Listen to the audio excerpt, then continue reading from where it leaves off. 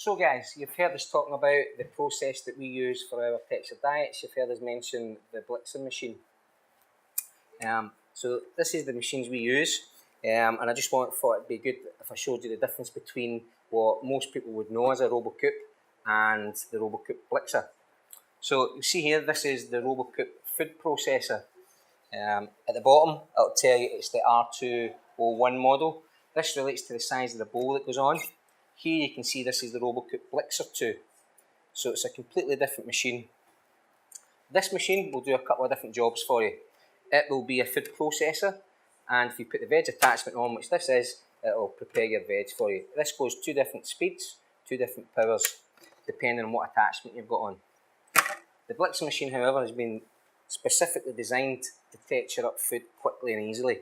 So I just thought I'd show a couple of the technical spec differences between them and why we choose to use them. So you'll know from a traditional food processor, as soon as you put some food on that and turn it on, everything will splatter to the walls and you'll have to keep taking the lid off and scraping the walls. With this, on the lid, what we've got is a handle that's attached to a spatula. So as soon as we turn this on, we just turn the handle and it's pulling everything back into the blade. So the blade on the Blixer is serrated, you'll see here, so it puts us through everything quickly and easily. The blade on the food processor is plain. So this blade's been designed to do what we're looking for it to do. You'll notice here that one of these blades is turned upside down. That's to create a vacuum, so it keeps pulling the food back into the blade again, just for speed. This machine's also quicker and more powerful, so it's been designed to do exactly what we want it to do. There's also a funnel on the lid, which means you can add liquid.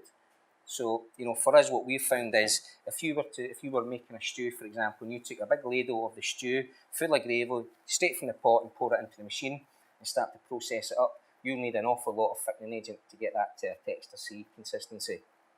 Whereas if you just take the meat and drain off the gravy, start off processing the meat and just add the gravy through the funnel, little bit by bit, you'll get to the consistency you need a lot quicker. But in actual fact, what you've did is you've negated the need for a lot of the thickening agent, which can only be a good thing. Now,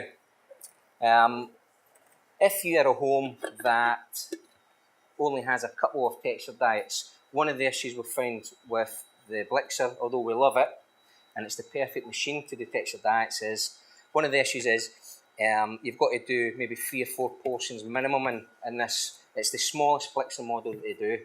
So if you've only got one person on a textured diet, well, that can be problematic. So, there's lots of blenders available. There's brand names out there, but in actual fact, the supermarkets do their own brands. For about £30 was the last one I seen. It comes with lots of these, and it does a decent job as long as you're passing everything through a fine service Stuart explained earlier.